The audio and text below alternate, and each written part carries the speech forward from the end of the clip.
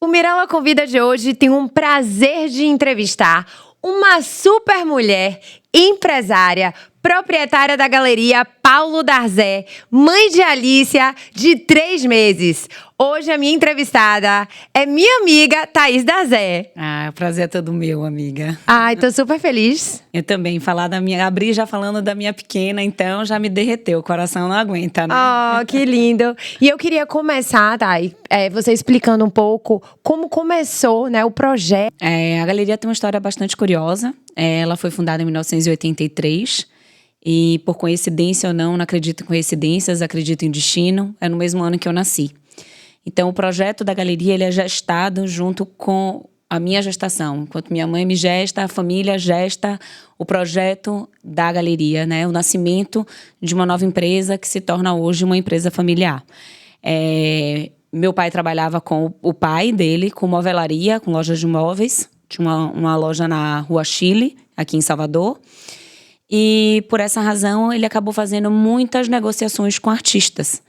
E fazia muita consignação e troca, né? Recebia como forma de pagamento, permuta, algumas obras de arte. Ele foi gostando, se encantando, aumentando o acervo, até que ele conhece um marchand do Rio de Janeiro, chamado Luiz Caetano Queiroz, que chama meu pai para abrir uma sociedade com ele. E assim nasce a primeira galeria, que é o Escritório de Arte da Bahia, com sede no Undina Party Hotel. Desculpa. Vou ter que corrigir, porque não é no Undina Party Hotel. É no Salvador Pré-Hotel. Então, foi no Salvador Pré-Hotel e ali a galeria permaneceu por 10 anos.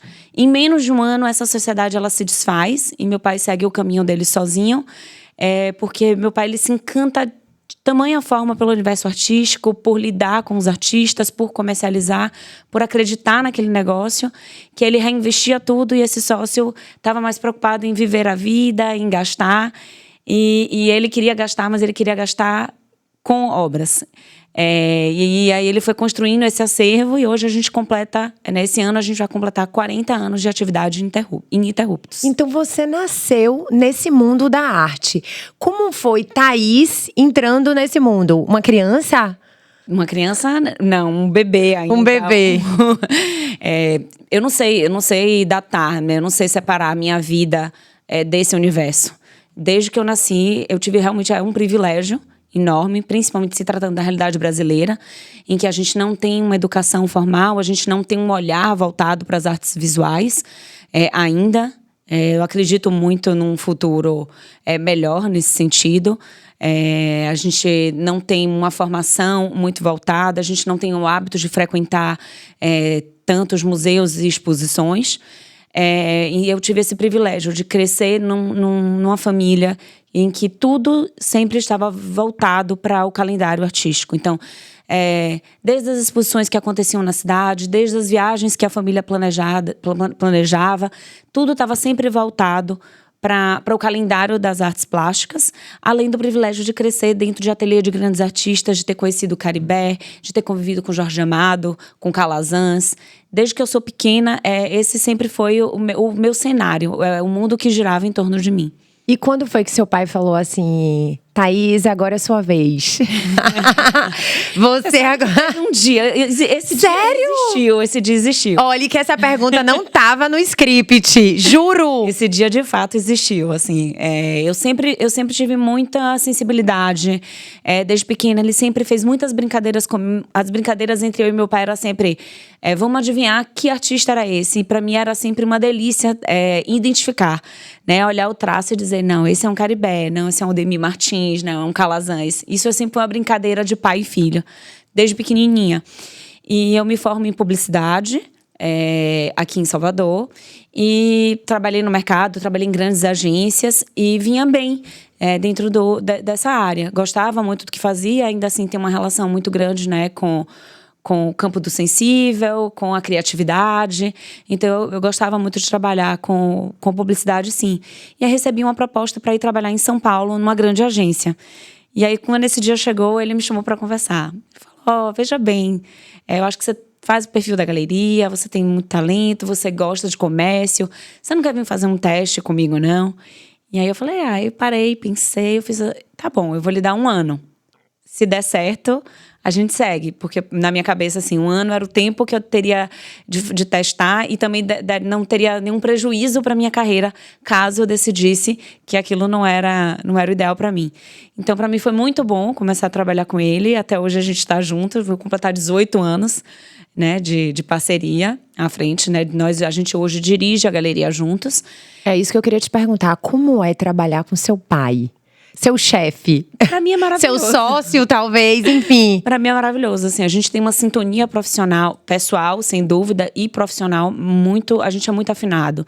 A gente se respeita, eu respeito muito meu pai, e ele também admira muito esse olhar mais jovem, esse olhar mais atual que eu trouxe, e eu respeito muito a tradição, tudo que ele construiu, ele é minha referência, ele é tudo que eu aprendi até hoje, eu tenho um grande mestre me acompanhando e tenho a oportunidade de poder ser mais ousada, porque o mestre está ali do meu lado ainda me assistindo. Então, a gente acaba se afinando muito nesse sentido, acho que porque a gente tem uma relação de muito amor e respeito. E de admiração do trabalho um pelo outro. Então, acho que não tinha como dar errado. Quando a gente tem amor, respeito e ama o que faz, as coisas acabam caminhando. Óbvio que a gente tem nossas desavenças, óbvio que a gente tem nossos desentendimentos, mas é sempre num patamar de discussão profissional, respeitoso, e a gente sempre acaba encontrando um caminho, um delineador comum, e a gente consegue dirigir de forma muito sintonizada a direção da galeria. E o que é que Thaís Darzé somou na galeria? Esse olhar jovem, me conta. A gente traz um olhar mais atual. Fora assim, eu tive oportunidades da perspectiva acadêmica que meu pai não teve, que ele acabou proporcionando para mim, porque numa perspectiva financeira, quando eu começo, a família já está num momento financeiro muito mais tranquilo, muito mais confortável, muito mais estável. Então, eu tive a oportunidade de estudar 1 ano e meio em Londres. Eu fui para Sotheby's, estudei em uma das melhores escolas de arte do mundo. Tive a oportunidade de fazer pós-graduação, de acessar as melhores universidades. Eu tenho tempo e conforto também de não precisar matar um leão a cada dia, então eu posso me dedicar ao estudo, a visitar ateliês. Então, tudo isso que eu trouxe de novo também é em função das oportunidades que ele me proporcionou. E enxergar isso e ter gratidão a isso, talvez faça muita diferença no final, né, nessa condução do negócio, nessa direção. Então, assim, óbvio que eu hoje entendo minha importância, sei do quanto hoje eu agrego para o negócio, mas a gratidão que eu tenho a meu pai de ter me proporcionado essa história, de eu poder hoje chegar onde cheguei, ter me formado da forma como me formei, eu devo isso a ele. Claro, que lindo. Quais os critérios que vocês usam hoje para os artistas? Não deixa de ser um critério muito pessoal. A gente tem uma trajetória de 40 anos, olhando, entendendo, identificando o que a gente considera, né, enquanto uma arte de qualidade. A gente entende o funcionamento não só do mercado de arte, mas do sistema da arte como um todo, né, o funcionamento dos museus, o funcionamento dos colecionadores, né, de todos os elementos que compõem esse grande sistema das artes. Então, esse olhar para o que a gente sabe, o que funciona e o que a gente considera como uma arte de qualidade. E aí vem muito também o gosto pessoal. O que eu, Thaís, hoje trouxe de um olhar mais inovador é essa preocupação assim, de formar um acervo que eu classifico como um acervo polifônico. Né? Essa questão da representatividade hoje é algo muito importante. Então, o que é polifônico? Polifônico seriam diversas vozes. Né? A importância legal. de ter diversas narrativas. Durante muito tempo, a arte, não só brasileira, mas a arte no mundo, principalmente voltada, um olhar mais europeu, né? Uma arte mais eurocentrada, foi dominada pelo patriarcado, por homens brancos. Eles sempre foram os grandes nomes da arte. se você olhar numa perspectiva histórica. E hoje a pauta são outras. Então, assim, a importância de pensar e de refletir sobre racismo, sobre as questões do feminismo, sobre as questões indígenas. Então, é pensar num acervo que traga e que agregue todas essas narrativas, porque a arte é sobre isso. A arte é sobre refletir. A arte contemporânea é sobre refletir a contemporaneidade, é sobre discutir os assuntos que a sociedade precisa discutir, o que é urgente enquanto pauta social. Então, assim, pensar um acervo que contemple essas diversas vozes. Isso é uma grande preocupação hoje, não só da galeria, mas de todas as instituições como um todo, né? O movimento decolonial, né, que pensa novas pautas e novas narrativas para todas as instituições. Ela chega ao Brasil um pouco mais tardiamente, mas já é um pensamento que se vem se construindo ao longo das últimas décadas no mundo. Entendi. Quais os artistas com maior destaque hoje na galeria? Se você puder citar alguns. Posso citar alguns nomes, mas posso também nichar, porque...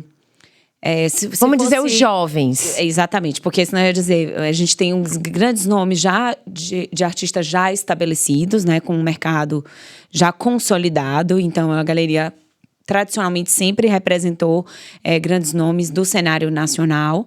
E a gente agora, como a gente também inaugurou um novo espaço, a gente agora está com um terceiro andar, a gente ganhou um novo espaço expositivo. Então, hoje a galeria ela consegue comportar 2 exposições ao mesmo tempo. Esse segundo espaço ele foi justamente pensado para contemplar artistas mais jovens, que a gente, apesar de que a galeria não trabalha com artistas muito jovens, a gente trabalha com artistas com uma carreira em ascensão, por assim dizer. Porque a gente já começa a trabalhar assim, com artistas com a faixa assim, de 40, 45 anos. Então, são artistas que já têm uma certa estrada, já têm um currículo formado.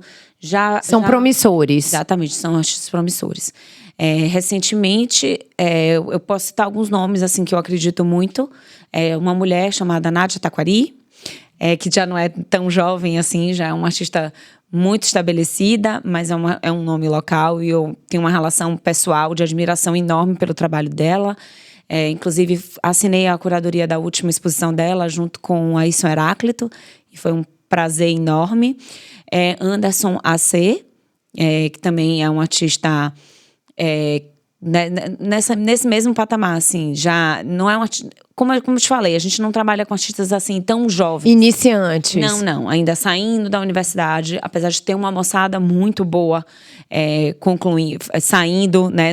A Bahia sempre é um celeiro de grandes produções, mas a gente sempre acaba trabalhando com artistas mais com uma carreira já estabelecida.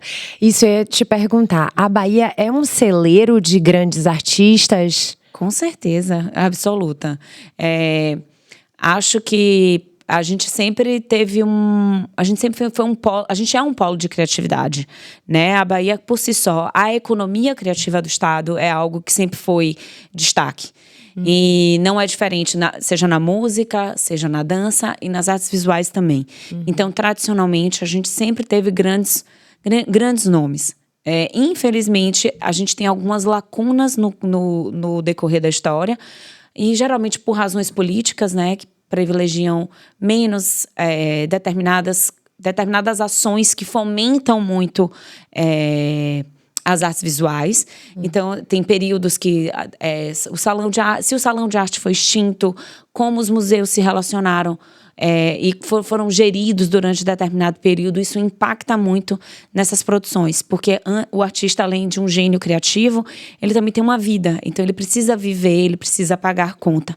Então, se você não tem uma gestão, uma política pública que fomente e que faça com que seja possível esse artista viver do seu trabalho, aí você começa a ter um enxugamento dessa produção. Uma retração dessa produção. Mas, do ponto de vista histórico, a gente sempre teve momentos de grandes nomes, de grandes artistas. Desde o movimento moderno, que você tem toda uma geração Fervescendo, que é nomes como eu já dei aqui, Caribé, Pierre Verger, que não são nem baianas, né? São estrangeiros, mas que se tornam cidadãos baianos. Você tem Calazans, você tem Genaro de Carvalho. E aí você vai seguindo nas gerações seguintes com grandes nomes, como Rubem Valentim, o Mestre Didi. Enfim, são muitos nomes. Acho que eu passaria o dia inteiro aqui tendo que fazer lista e citando grandes nomes. E hoje você tem nomes como Maré, Nádia Taquari, Aísson Heráclito, que talvez seja hoje uma grande autoridade na arte afro-brasileira, internacional. Não digo nem só um grande nome para a arte baiana, nem brasileira. Ele hoje é uma referência internacional da arte afro-brasileira. Ah, bacana. Eu queria saber, a gente começa a querer... errei. Vamos lá de novo. Como começar uma coleção de arte? Vamos dizer, eu não entendo muito. Sim. Como é que eu começo a ter esse olhar? Eu vou lá na galeria, bato um papo com você vai na minha casa. Como é esse trajeto de uma pessoa chegar lá hoje? Bom, entre você consumir… Eu fico brincando que, assim, primeiro preciso também… A gente precisa consumir cultura para depois consumir a obra de arte. Eu, no meu caso, já fui em alguns museus, conheço, assim, Monet, Toulouse-Lautrec, mas não entendo muito. Quer dizer, eu não entendo nada. E aí… Mas nunca é tarde. Nunca é tarde. Tradicionalmente, realmente, no Brasil, eu consigo classificar assim, que o jovem, ele começa a se interessar por obra de arte 35 mais. Assim, a idade mínima que o brasileiro começa a se interessar e pensar numa aquisição, em comprar para conviver, ou até consumo de cultura. Claro. O tempo de despertar esse interesse aqui no Brasil ainda é um pouco mais tardio. Até por causa da cultura mesmo. Exatamente. Então, você não tem muito incentivo nas escolas, enfim, né, a frequentar. Tem essa questão também de políticas públicas, de oferecer grandes exposições. E nas escolas não tem. Tem pouco, e também, uma questão também não é só assim, não dá para responsabilizar também só as escolas, porque é um sistema que precisa funcionar, é uma engrenagem. Então, se os museus não estão com uma pauta em funcionamento, uma pauta interessante, se não traz exposições interessantes, se o museu não é vivo, se você só tem um acervo lá, estático, que foi o mesmo acervo que você visitou quando você tinha 10 anos, não tem por que você voltar depois. Verdade. Então, o conceito de museu e de um museu vivo, oferecendo exposições e se atualizando, isso é fundamental para que a população também tenha interesse em visitar. Então, é uma engrenagem que às vezes precisa estar funcionando a todo vapor. Então, claro. a escola não leva porque não tem uma pauta nova, você não frequenta porque não… Talvez quando recebe uma grande exposição, talvez não, a gente vê. Quando o Salvador recebe uma grande exposição… Todas as escolas… Faz fila na porta. Então, também não é Mas assim. eu falo como uma matéria, porque assim, na minha escola tinha matéria arte. Sim. Na primeira escola, no Marista, era a arte de pintar. Já quando eu fui pro Ângulo, eu estudei Toulouse-Lautrec, eu estudei o Monet, eu sabia. Isso é interessante, eu acho que toda escola devia ter esse olhar. É importante também estudar arte brasileira, né? É muito curioso a gente estudar arte europeia. Verdade. E não se aprofundar na nossa própria fonte. Verdade. Enfim, Sim, mas voltando à pergunta. Voltando à pergunta. Como eu chegar lá, eu quero começar a colecionar. Então, mas eu quero ter o meu olhar. Então, a primeira coisa que eu acho é você, primeiro, procurar um profissional que lhe assessore. Então, é muito importante… Parece simples, mas não é. Principalmente quando você está preocupada em uma coleção que faça sentido, do ponto de vista, seja do ponto de vista conceitual, seja do ponto de vista do investimento. Hoje é muito comum e é uma coisa que… É um serviço que uma galeria de arte oferece, né, que um marchand atuante oferece, é essa noção de investimento. Então, assim, é você induzir e direcionar o colecionador a fazer compras que de alguma forma sejam investimentos seguros. Se em algum momento você quiser se desfazer desse bem ou trocar por outro, aquilo tem um valor de mercado. Então, um valor agregado, não é algo descartável, é algo que você compra, pendura na parede e depois aquilo não tem valor. A obra de arte, ela é vista como um bem. Você adquire um bem e a manutenção e a preservação e a atualização e a valorização desse valor, quem pode te dar uma direção é um profissional da área. Então, procurar uma galeria, um marchand que lhe oriente é algo fundamental. Em pensar uma coleção consistente. E outra coisa... No caso, gente, é procurar ela, tá? Exatamente. Pois se quiserem me procurar, melhor Com ainda. Com certeza. E aí você começa a fazer uma anamnese, ver… Exatamente. Aí a gente começa a definir o gosto do cliente e também pensar algo, porque é um bem, mas é um bem que você vai conviver. É um bem que você vai acordar. É um bem que é para lhe proporcionar bem-estar ou lhe refletir. Vai depender muito do perfil do colecionador. Tem colecionadores que querem conviver com a obra que façam eles refletirem, que façam eles… pensarem ou se angustiarem. Enfim, a arte, ela funciona com diversos gatilhos.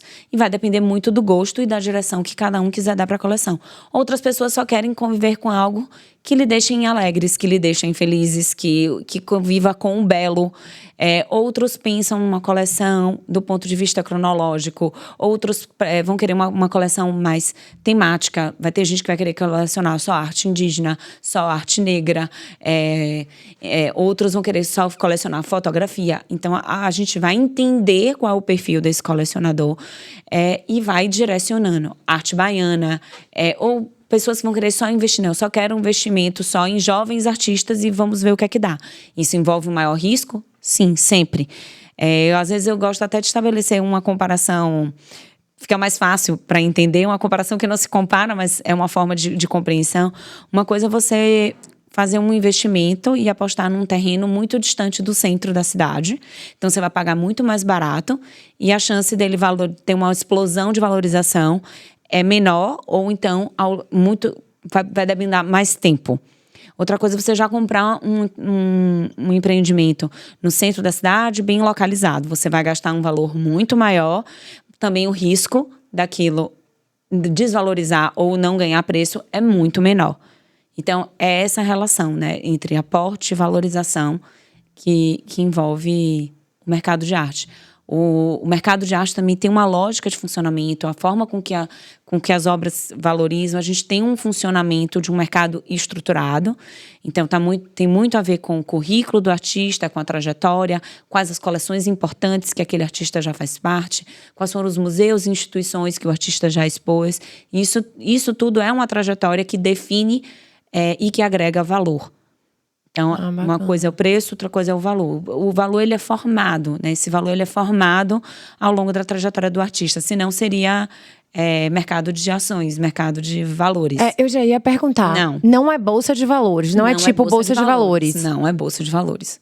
Isso demanda muito tempo ou depende muito? Depende muito. Tem artistas que têm uma explosão. Uma explosão, né? Uma trajetória super exponencial, mas sempre pautada nessa consistência. Instituições já estabelecidas, museus já estabelecidos, críticos de arte que escrevem livros publicados a respeito. Então, tudo isso vai formando um próprio currículo e isso vai gerando ajuste de preço e de valor. Ah, bacana, bacana. Uma pessoa pode ir lá, eu tenho um budget de X. Você acha mais tranquilo dizer, Thaís, resolva aí minha vida? Eu prefiro que a pessoa me diga assim, eu gosto muito de arte afro-brasileira, ou então eu quero colecionar arte produzida no Brasil nos anos 60. Porque existem valores muito discrepantes, né? Por isso que eu tô fazendo essa pergunta. Tipo… Inclusive, dentro da própria obra de um único artista, você tem valores muito diferentes. Então, por exemplo, a técnica vai interferir no valor. O papel, ele é um preço, um óleo sobre tela é outro. Por isso que eu digo, é um mercado muito particular, muito peculiar e é muito difícil navegar sozinho. Então, é muito importante que, se você quiser fazer boas escolhas, boas aquisições, você ser assessorado por um bom profissional. Claro. Exposição lá na galeria, como é que funciona essa dinâmica? Sempre. A galeria ela tem uma pauta de exposições definida, né? No início do ano a gente define essa pauta. A gente, antes a gente teria por volta de 5 exposições individuais por ano e uma coletiva. A partir desse ano e agora em diante, essa pauta ela vai se ampliar, porque a gente ganha um novo espaço. Então, a gente consegue ter 2 exposições ao mesmo tempo. Então, agora, exatamente nesse momento, a gente está com 2 exposições em cartaz. A gente está com Alberto Pita no salão principal, no térreo, e com Jaime Figura no terceiro andar. São 2 artistas baianos, afro-brasileiros, 2 artistas negros. O Alberto Pita, ele é um grande nome, muito conhecido na Bahia, em Salvador especificamente. Sempre foi um artista visual ligado ao carnaval. Ele é responsável pela identidade visual de diversos blocos afros. É um grande ativista da cultura afro-brasileira. Me desculpa que Não, eu ia falar uma coisa... E eu tava querendo tossir. Socorro, Deus. Sim, você estava falando do terceiro andar, afro-brasileiro. Eu já sei em que ponto eu estava. Eu estava falando de Alberto Pita.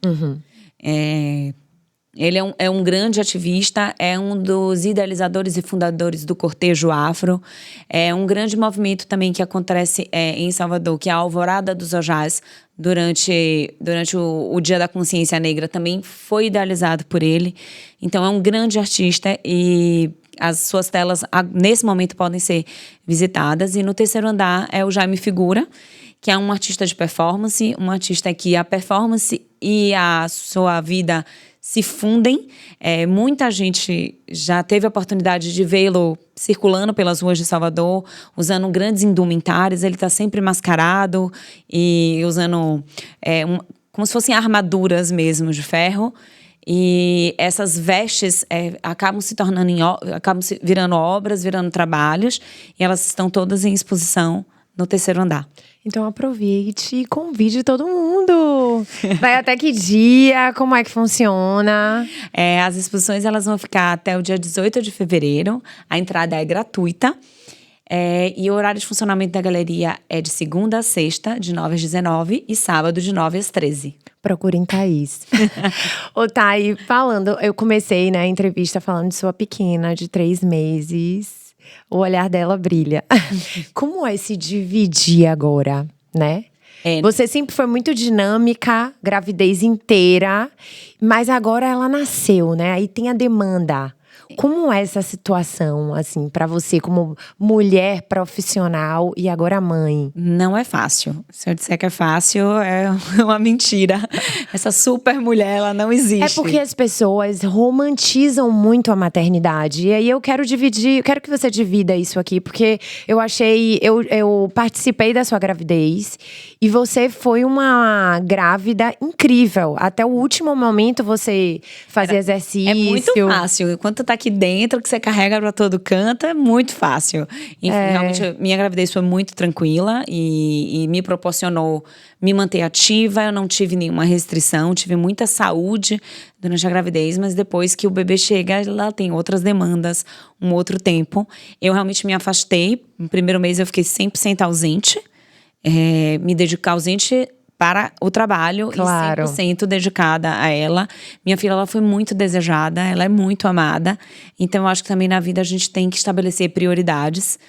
Não adianta a gente achar que a gente vai abraçar o mundo, porque a gente não dá conta. Claro. E eu realmente não dei conta, e para mim estava tudo bem. Isso, você aceitar que muitas vezes não dá conta. Eu fazia algumas atividades de escritório em casa durante os cochilos dela, e quando também eu não estava a fim de fazer, pedia para que as coisas fossem resolvidas de outra forma, porque é muito puxado e às vezes a gente precisa também descansar, ter um pouquinho de tempo pra gente. No segundo mês as coisas começaram a melhorar, e aí eu comecei a estabelecer uma pequena rotina de 2 vezes por semana, fisicamente na galeria, e eu já conseguia também ter um pouco mais de rotina virtualmente, né? Responder cliente, fazer WhatsApp, e-mail. conseguia manter uma dinâmica, marcar uma reunião presencial ou ultrapontual, isso eu consegui. E agora, no terceiro mês, eu voltei a trabalhar diariamente, de manhã e de tarde, com turnos mais curtos. E está aqui, gente. Estou aqui. Porque ela já foi várias vezes convidada. Mas tudo tem um planejamento, e eu também não quero me tornar ausente na vida de uma fase tão importante na vida de minha filha. Então geralmente eu volto para casa mais cedo, 5 horas eu tô em casa, porque é o horário dela mamar, e ela começa a descansar, então o banhozinho e colocar para dormir. E realmente, assim, eu acho que eu sofro mais do que ela. Com certeza. A mãe sempre sofre mais. Mas eu acho que é incrível a experiência da maternidade. Ela me fez crescer muito, amadurecer muito, e tentar sempre, acho que é essa história que a gente estava conversando aqui antes, né, do equilíbrio. Sim.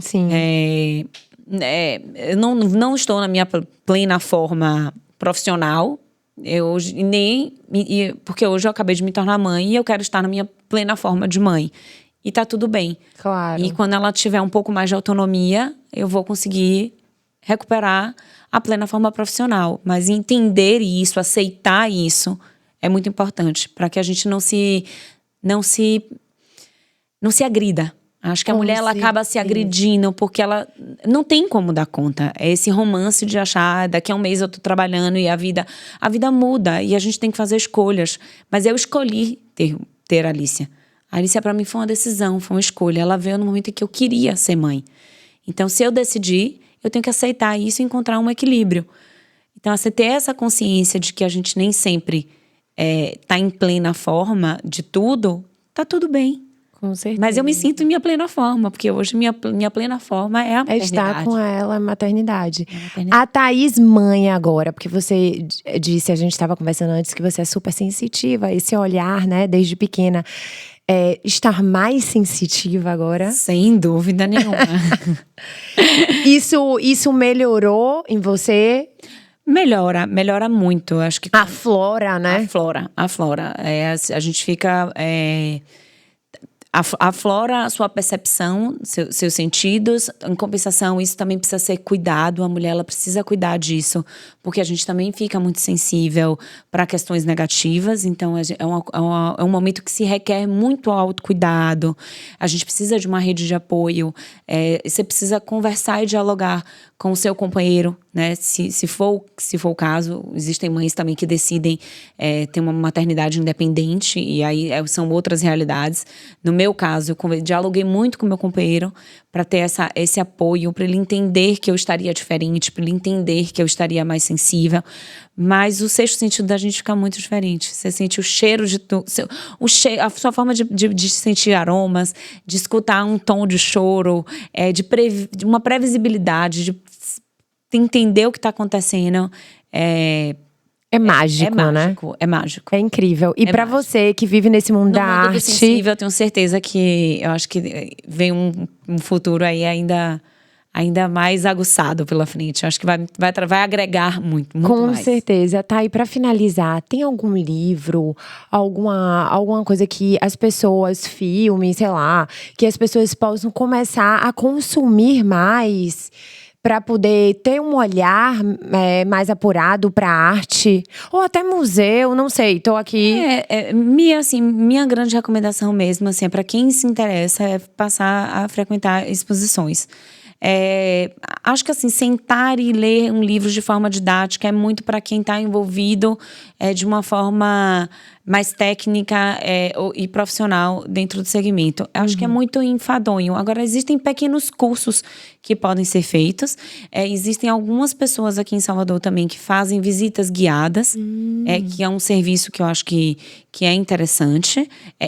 Em São Paulo, existem diversos cursos para quem tem essa possibilidade, esse privilégio de consumir, porque envolve um custo maior e um deslocamento. Mas eu acho que, assim, Salvador tem museus. Hoje o MAN está em seu pleno funcionamento. Essa última gestão tem feito um trabalho muitíssimo interessante, com, inclusive, exposições coletivas que acabam abraçando uma arte baiana e brasileira de uma forma bem completa. Então, acho que é um excelente contato. E começar a frequentar mesmo. Acho que assim, o olhar, ele é… E a curiosidade, né? O olhar, ele é formado assim como os outros sentidos. É igual a paladar, né? Paladar, a gente quando prova algo… Você tem que se abrir, né? A gente tem que se permitir a novos sabores, a novos… E a visão, ela é a mesma coisa. Você tem que se permitir a novos olhares. Se permitir consumir outras coisas. E aquilo vai começando a vai começando a ganhar um novo sentido. Que massa. Mas demanda um certo tempo. Verdade. Amei ter você aqui. Adorei, aprendi muito. E vão visitar a Galeria de Arte, Paulo Darzé. Te encontro lá. Com certeza. E convida todo mundo aí pra ir lá, viu? Eu convido mesmo. Acho que assim, a galeria, apesar de ser uma galeria comercial, né, isso precisa ficar muito definido. Nós não somos instituição, nós não somos museus, nós somos uma instituição privada com fins comerciais. Então, tudo que está lá, ela está à venda, mas a entrada é gratuita. E a gente sempre, historicamente, a gente sempre teve um compromisso com a cidade, que é a nossa pauta consistente de exposições, que é de fomentar e de produzir cultura e conteúdo. E isso é um investimento de médio e longo prazo, que a gente vem fazendo há praticamente 40 anos. Com certeza. Foi um prazer. Amei demais. Prazer foi todo meu.